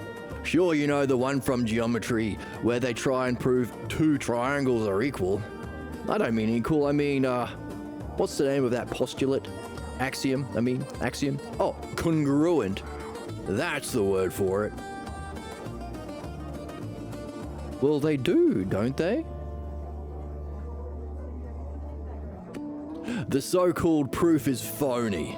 They pick one of them and they land it on the other and claim, well, they fit nicely without any overlapping. You call that a proof? Is that reasoning? All they do is drop something on top of something else and holler, see, they're equal, they fit. So much for your proofs. Phooey. So, dear old buddy, unless you prove a proof proves a proof, I'll just call you a believer. I heard a professor argue that there are no flawless proofs. That might be Professor Goodall. Or do you know one that is so perfect that no one can doubt its truth? Come on, Joseph, do you have one? If you don't, then neither does anyone else. Ooh.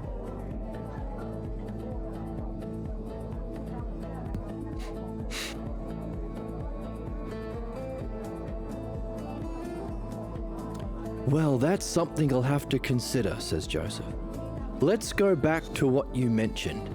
Could those who have no knowledge of geometry know whether or not a geometrician knows geometry or appears to know if they know nothing of geometry themselves? Well, interesting. He's going back to that idea that Harry used a moment ago. You can trick the gullible who don't know themselves. There's no mystery about it, Joseph. You can always tell who knows geometry or anything else by the way they talk, even if you know very little about geometry itself. Oh, he's gone the other way. After being in a new class for a few minutes, you can tell whether a professor gives that appearance of knowing his stuff or not. Of course you're right, Harry, but only to some degree. For surely you're not saying that to know sufficiently about a subject to judge whether or not... For surely you're not saying that you know sufficiently about a subject to judge whether or not your professor knows, are you? If you knew either as much or more than he knows, then why would you be taking a course from him? Don't you mean you can judge whether or not a professor appears to you to be confident and secure enough to get up before a class full of students and teach him?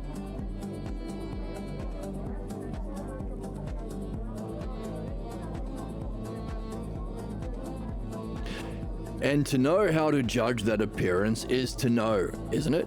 That's what it means to know, isn't it? Says Harry.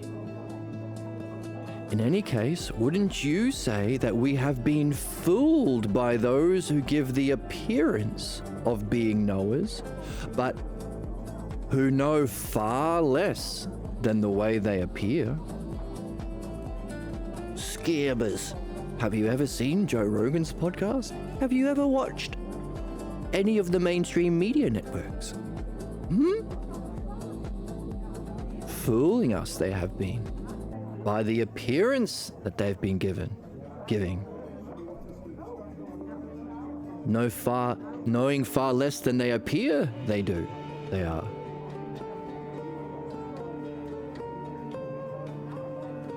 Yes, that's so.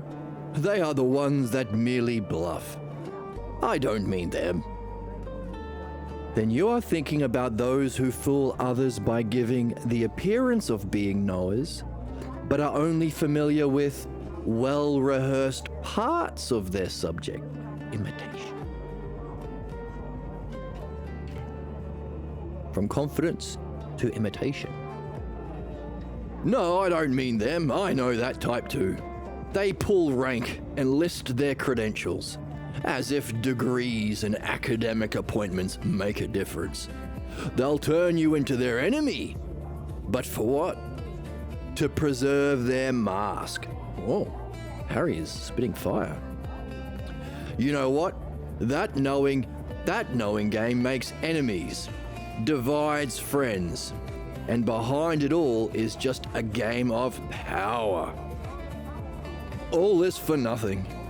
There's no reason to take differences as seriously as that. Each of us is right in our own way. Each of us is as good as the next man. We should just allow differences, since they don't really matter anyway. What's he doing here?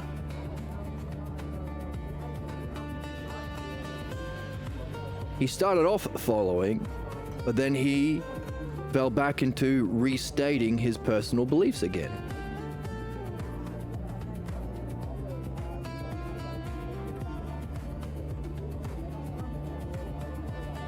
And where do his personal beliefs lead? We're all good as each other. The fascist and the tyrant and the murderer is no better than the good person or the philosopher. They're all the same. The kind person, the caring person. And what has he gone away from? Our examples where it makes it real, important, or urgent, or dangerous. He's thrown it out the window. Yeah, it doesn't matter. It's not like we're sharing the world with people who vote in fascists or tolerate believers of war and genocide, capitalism, enslavement. It's not that that makes any difference, right? Doesn't matter anyway, he says. Forgetting the example that we got earlier, the analogy we got earlier. Joseph. But if differences don't make any difference, differences don't make any difference. Harry, would those who want to appear as knowers go through all the trouble of giving such a good appearance? Now, doesn't that mean that they really do appreciate the differences, since they try so hard to imitate those they try to be like? Thought about that, buddy? He says. No, don't you see that they eradicate the difference? When they have truly mastered the appearance, they will be seen as knowers. Don't forget, that's what knowing is all about. It's not to be a knower, whatever that is, but to appear as a knower, appear as knowing. And who is to say that it's, who is to say that it's not knowing? Anyway, if you can get someone who can act like a president elected into office, then you don't just have an actor for a president, you have a president, right? There you have it. That's the perfect case. There is no difference when the appearance becomes the actual. Wow. This was written even before Donald Trump. So a kind of example of the worst kind of human character. Even Jeffrey Epstein said he was given the creeps by the complete lack of morality of Donald Trump. And as he's been demonstrating, he's kind of a personification of all human injustice. And an actor. He got in because he was an actor on The Apprentice or some bullshit. So if he becomes president, and that's your president, then there is no difference between appearance and actual. Can we see how pertinent, how relevant, how important, how meaningful, how significant this kind of way of thinking is, and what it can justify? We're living it in our current age. That reminds me of a story, says Joseph. Reminds me of a story. Spare your stories, says Harry. I'm not interested in those clever tales you're supposed to puzzle over. I just heard one from Aaliyah when we were coming over here, and frankly, I didn't see anything to it. Oh, Aaliyah! Come on, Aaliyah, what do you have to say? I asked Harry for his answer to a question I heard you ask. Only it pushed him out of shape. Every once and a while, it comes back to me, and I kind of chuckle over it.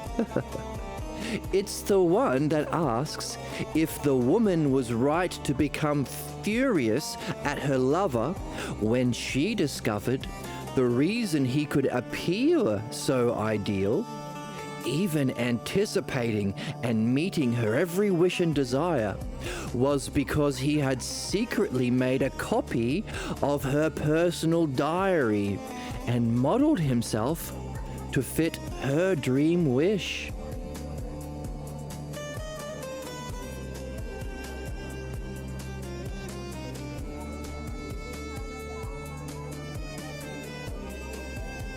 So,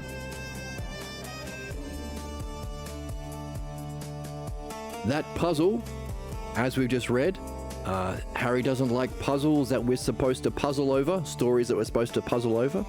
So, we reached the 2-hour mark. So, let's take that as a story we can puzzle over. What is it? A woman has a lover, and he thinks he's ideal, and then finds out the only reason he appeared to be ideal and could even anticipate her every wish and desire was because he secretly made a copy of her personal diary and modeled himself to fit her dream wish. Is she entitled to be furious at him? Hey, it's what she wanted. It's her ideal. Could meet her desires and wishes. What's she got to complain about?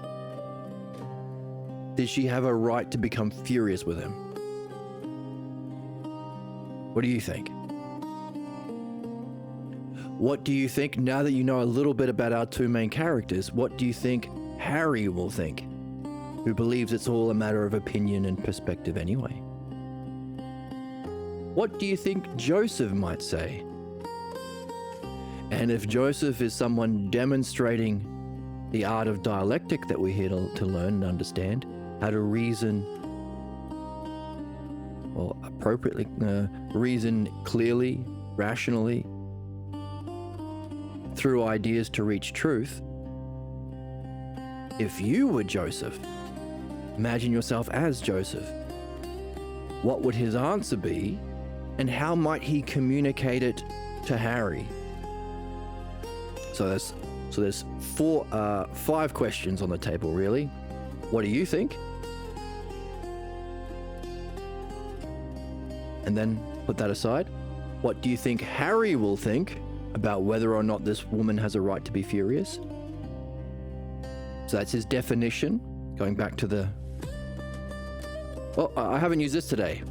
Dramatic zoom. And then I could go here. Dramatic zoom from here.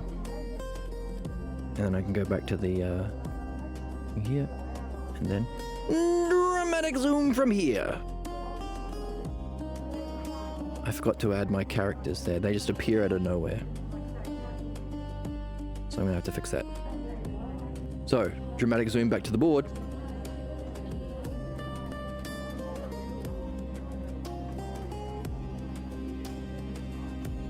How do you think, what do you think would be, so question 1 is what do you think?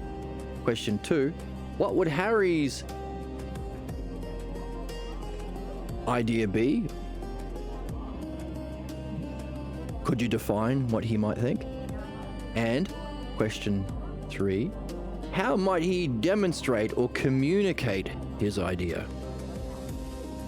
Given what you've seen of his current level of development or state of mind or way of being or functioning, all of that comes together. The beliefs we have, we see and function through. Meaning, the way that we think, all these beliefs that he has, affects how you think, how you function, how you act, your state of mind, what you can and cannot achieve. It's all interrelated. Beliefs are not, as Harry would say, meaningless Or what does he say? Doesn't matter anyway. Does matter. We see it act through it. So, given what you've seen of him and his character so far, what would he say? Definition. How would he say it? Demonstration.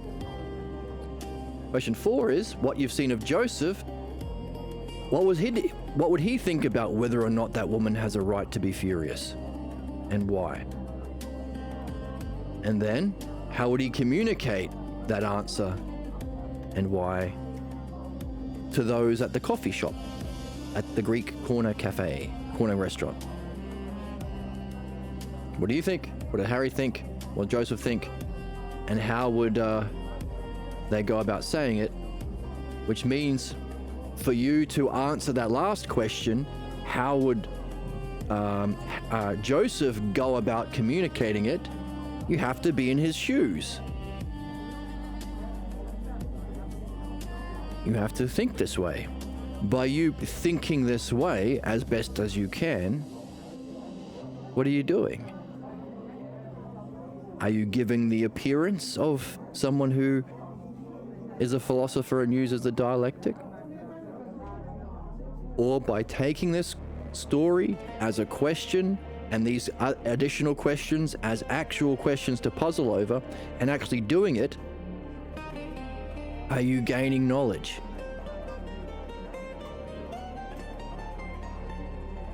By carrying this question and trying to answer it, questions and answers, what does that mean about you?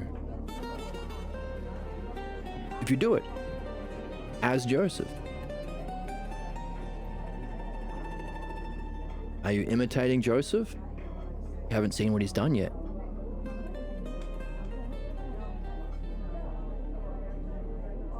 Are you being like Joseph in that you're putting it into action the way he is doing it with Harry? So, things for us to question, to wonder about until next time. I hope you've had fun today. Welcome to this new book for those who've been following along, and for new people to the channel, welcome. Have fun with this question, give it a shot, and hey, I wonder if your dreams give any sort of guidance into these questions that you are carrying. Remember, to carry a question is to be on a quest.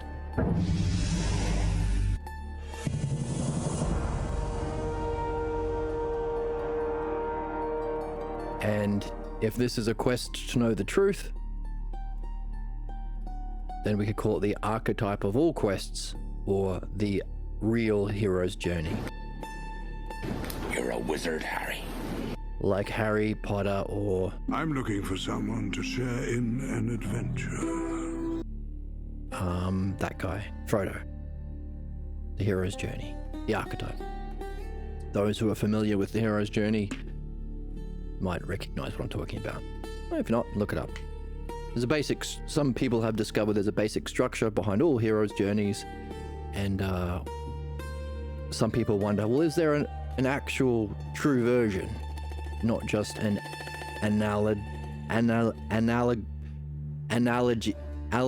allegorical, not just a analogy put into movies and films and stuff. Could be this. Only one way to find out. Thank you for joining me, and I'll see you in the next one.